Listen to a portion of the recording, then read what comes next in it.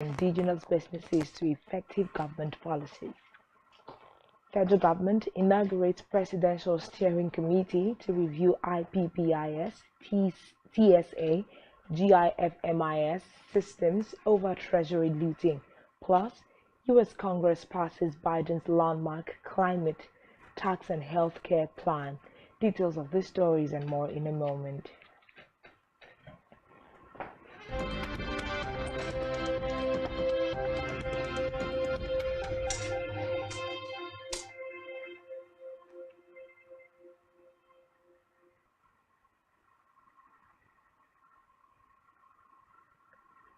We begin with yesterday's remark by President Muhammadu Buhari that the success of indigenous businesses lent credence to the federal government's economic policies over the past 7 years.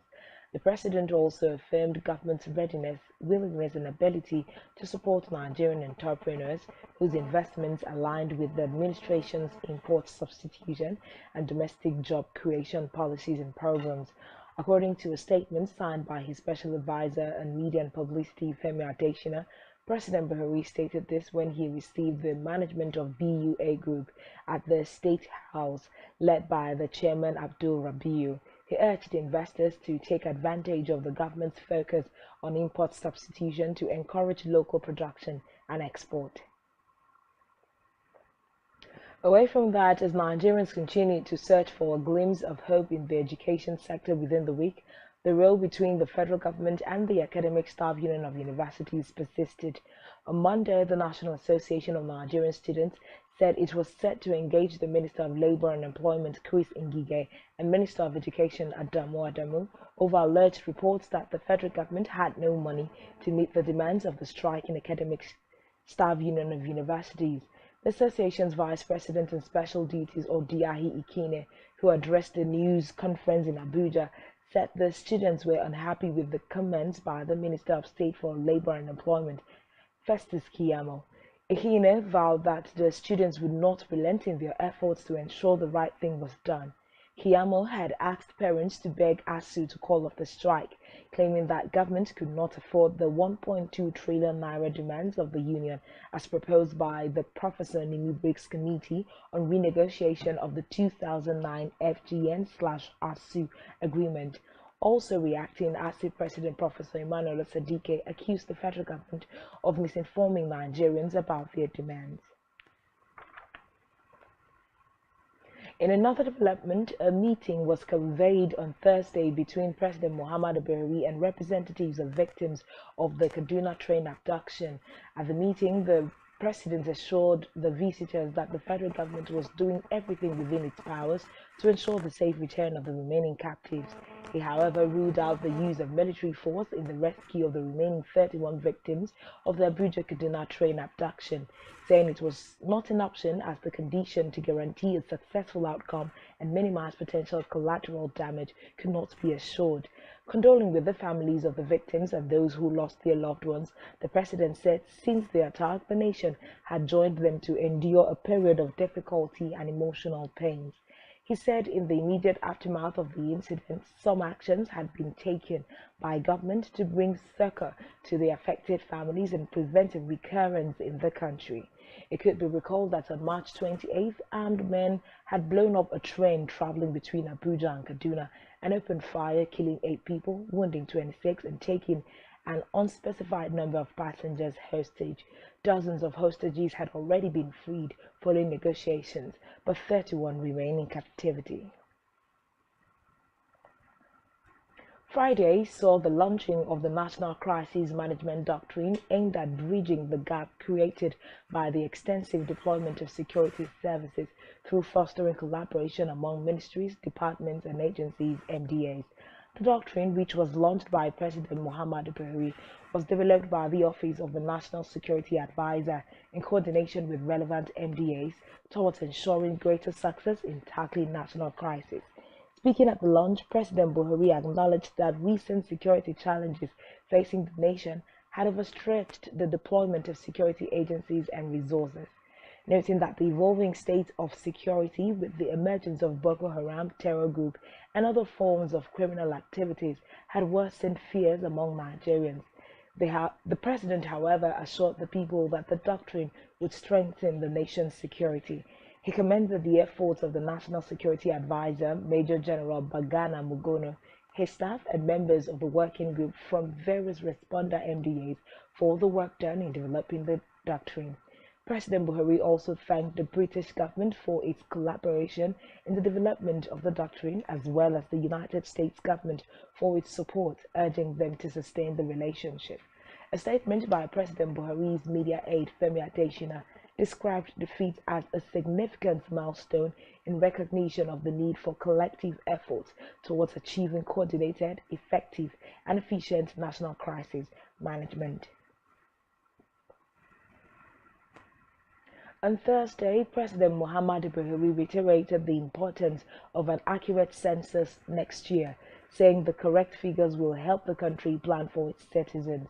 President Buhari stated this while speaking at the National Stakeholders Summit on the 2023 Population and Housing Census at the State House, Abuja.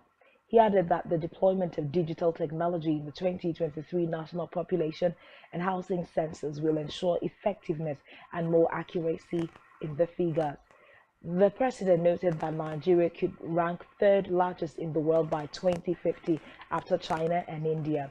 He said a reliable, credible, acceptable, and successful census will help bolster the government's social security program targeting more vulnerable Nigerians.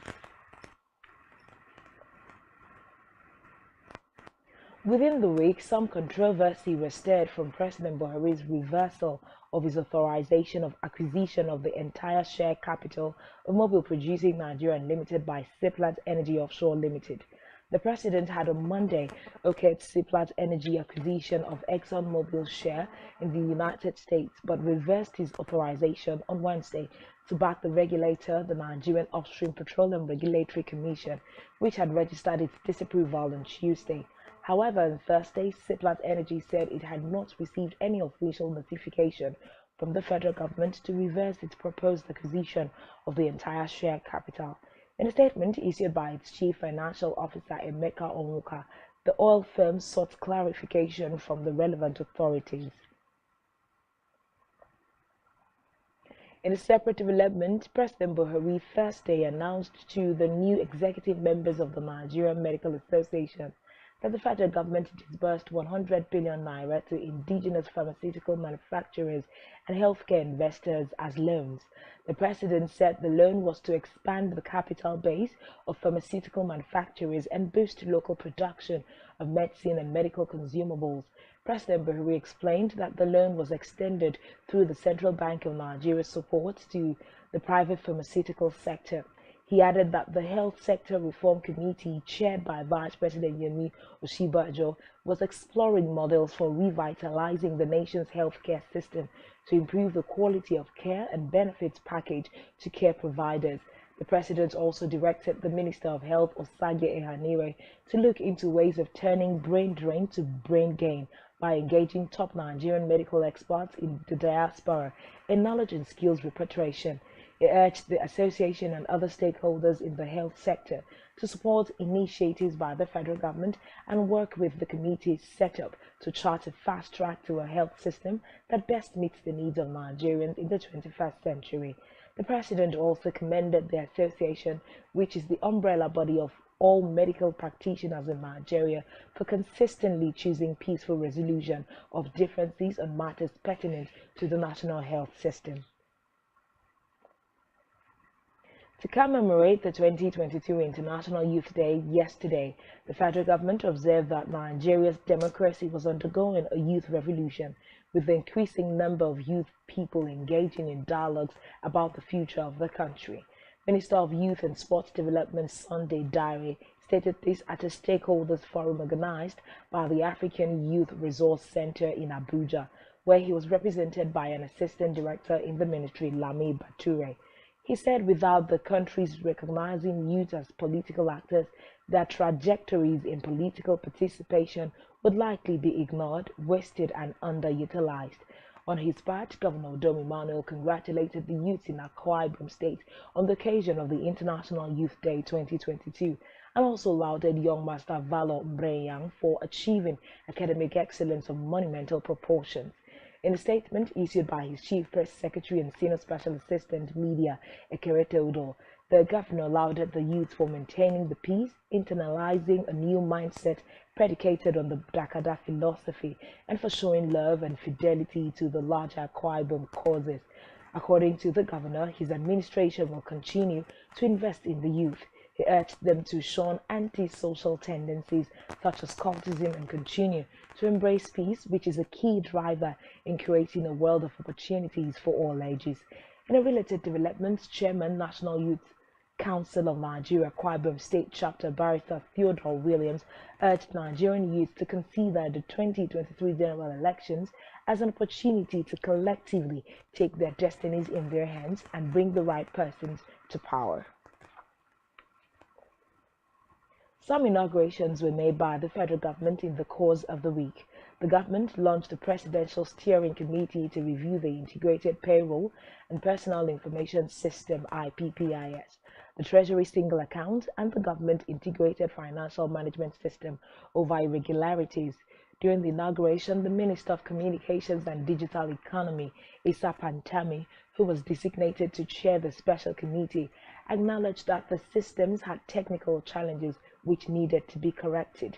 He said the singular mandate of the committee was to proffer solutions to the possible leakages inherent in the systems that were being exploited by some people to divert public funds. Also, the federal government inaugurated Nigerian Shippers Council Governing Board with the charge to foster a robust, accountable, and result-driven economy in line with global best practices. Minister of Transportation Muazzez Sambo reminded members that the council was vested with the responsibility of providing a forum for protection of interest of shippers on matters affecting the shipment of imports and exports in Nigeria. Away from that, at Thursday's 46th session of the State House Ministerial Briefing, organized by the Presidential Communications Team at the ASUU Villa, Abuja, the federal government said state governors had no basis to refute the over $418 million deductions from the Paris Club fund paid to consultants they hired.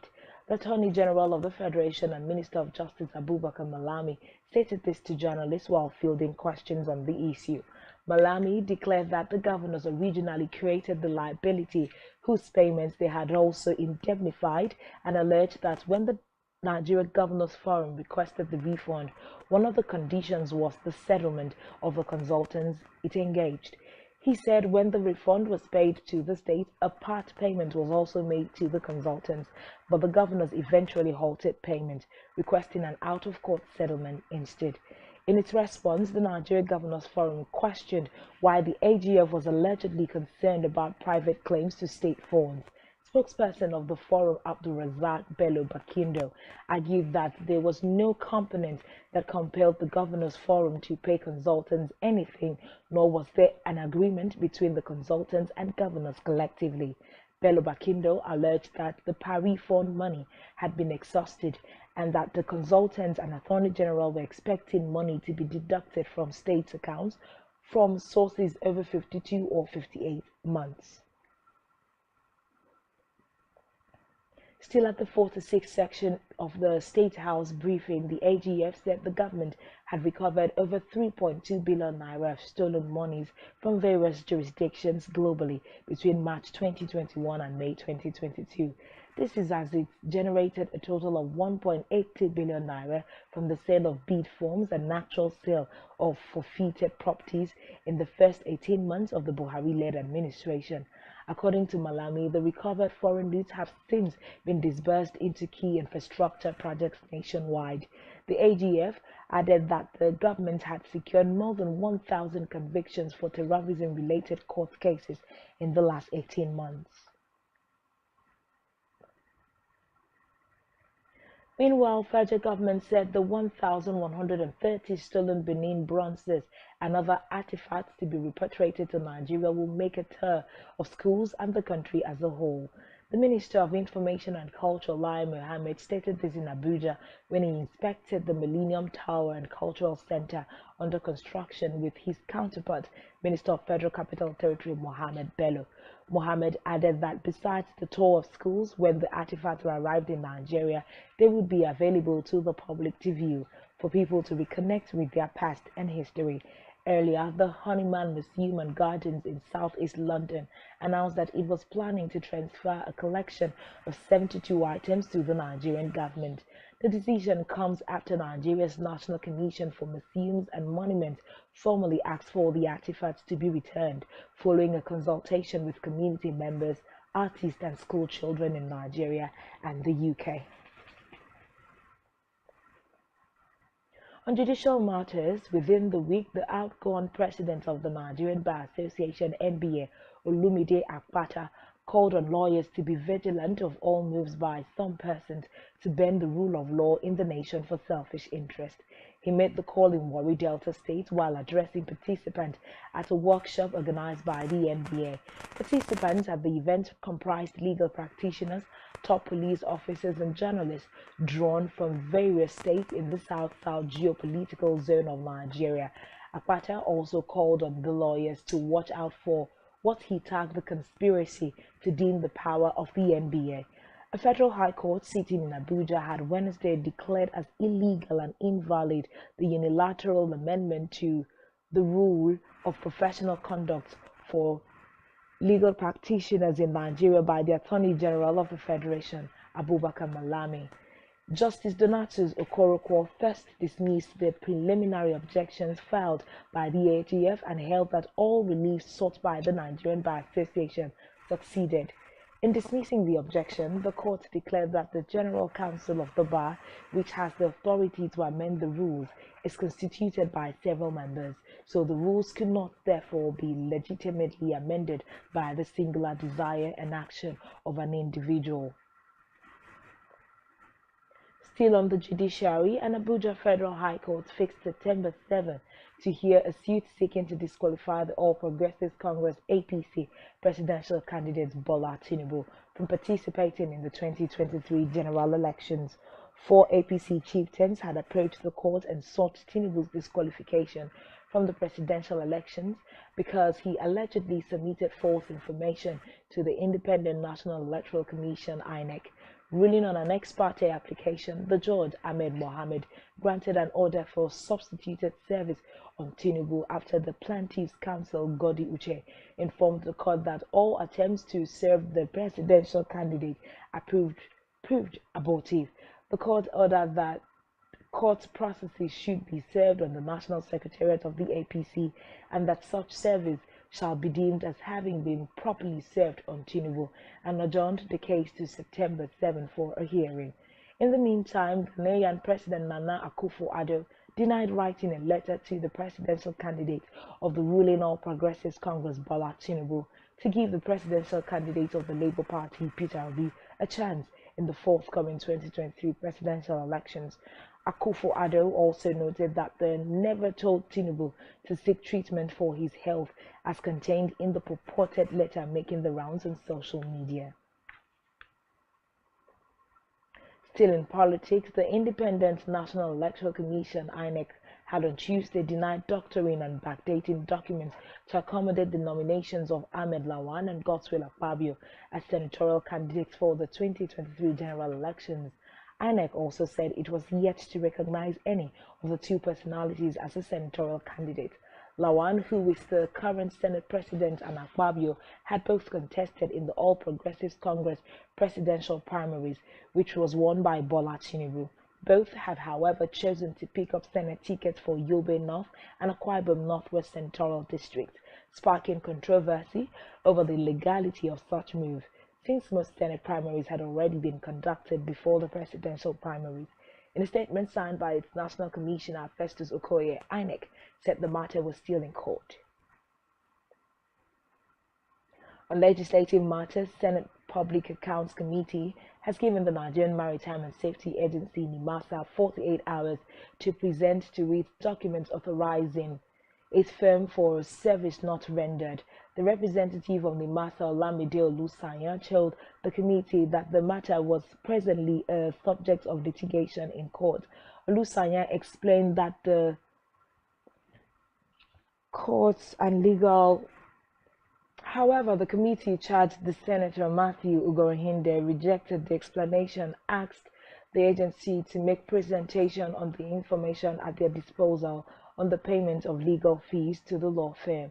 Also, the Senate began a probe of over 1.7 trillion service-wide votes allocated to federal agencies from 2017 to 2021.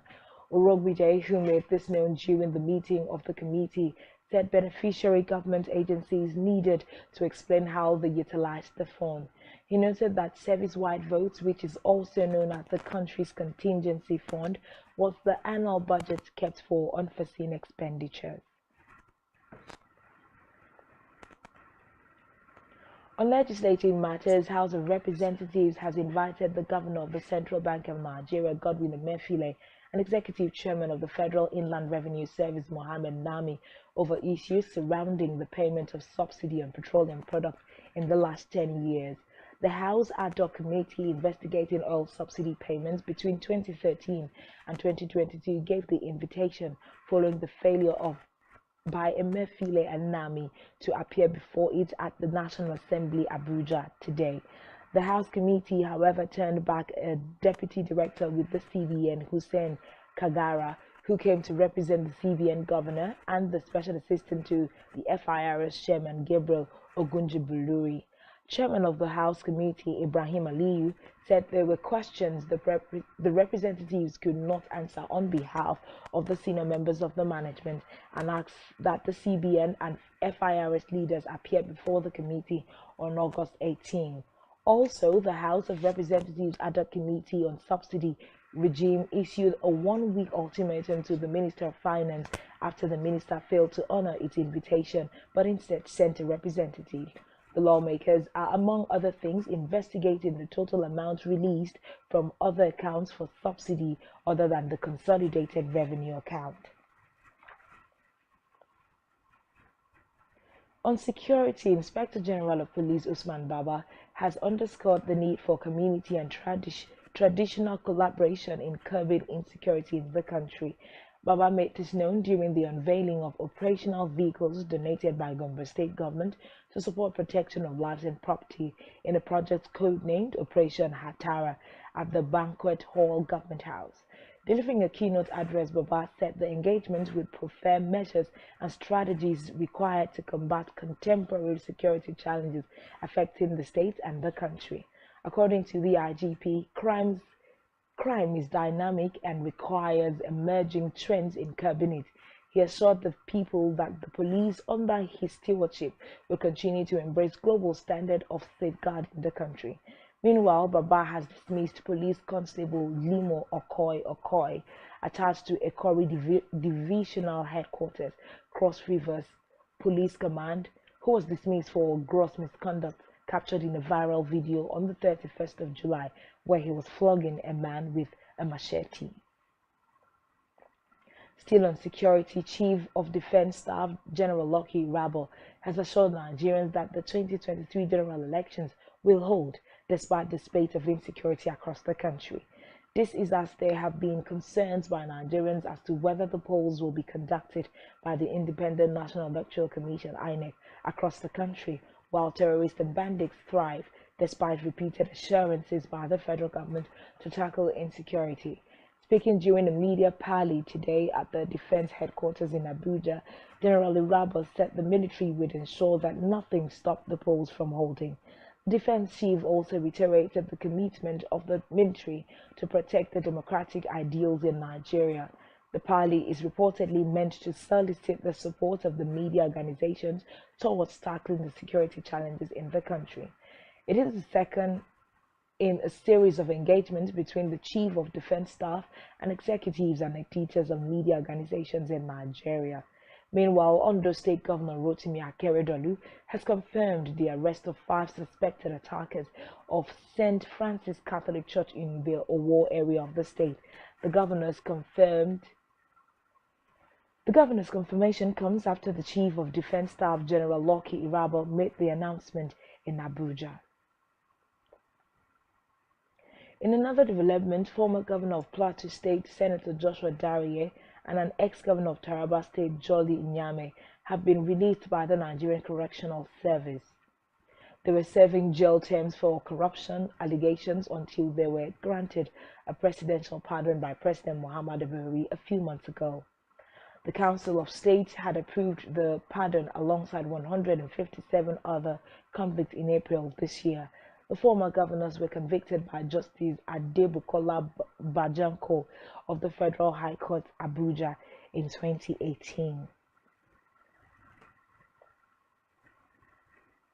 Back here, Governor Dom Emmanuel has laid the foundation for the commencement of the construction of an ultra-modern general hospital in Ebonyi local government area. Shortly before turning the SOD for the project, Governor Emmanuel said the commencement of the general hospital project was in fulfillment of the pledge he made to the Ebonyi people during the 38th Triennial Convention of the Ebonyi Welfare and Development Union, that his administration will site a general hospital in the area within the shortest possible time. The governor, who was represented at the event by the State Commissioner for Health, Professor Augustine Umar, said the hospital will be fully equipped and completed within the lifespan of the present administration. He thanked the people of Ebonyi for their continued support and goodwill for his administration, pledging that under his administration, the local government area will continue to enjoy an enviable status as location to strategic projects like the state-of-the-art Dakada Skills Acquisition Center to be inaugurated in a few months' time.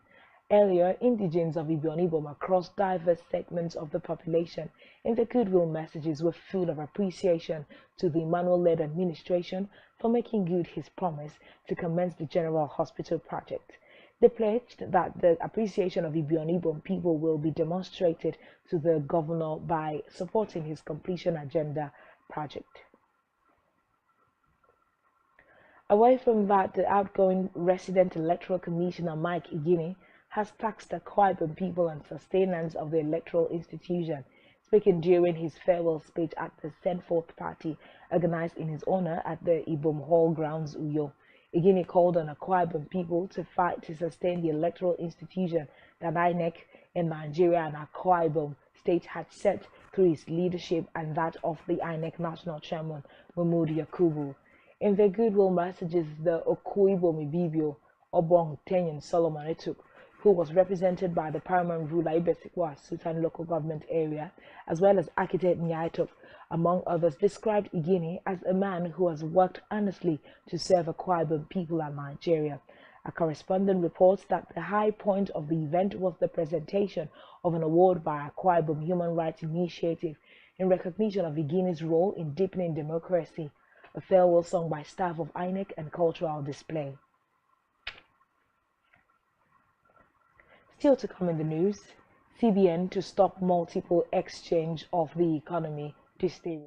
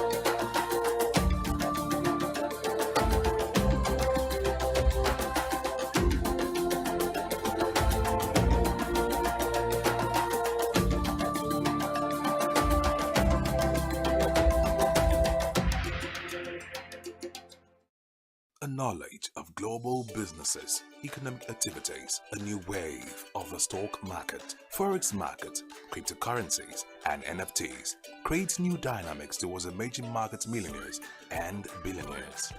From the dot-com era to the oil booms, the fundamental news drives the market. This is Business 360, taking you to the business around the globe. Join us from 11:30 a.m. to 12 p.m. weekdays, exclusive on Spectrum Television. Business 360, your prism to world businesses. Nigerian police, which is the only one allowed by Muslim. Our governors have to share police powers with the president as stipulated by the constitution. We do not have a federal government police force. We have the Nigerian police force, which shall be administered, organized, and supervised by the Nigerian police force. No, my lord, I want to say something. I want to say something here. Perhaps it might also the scope of people who should be invited here for examination. My lord, if we cannot find those who literally murdered Abiola, who are those people who could be said to be the beneficiaries of the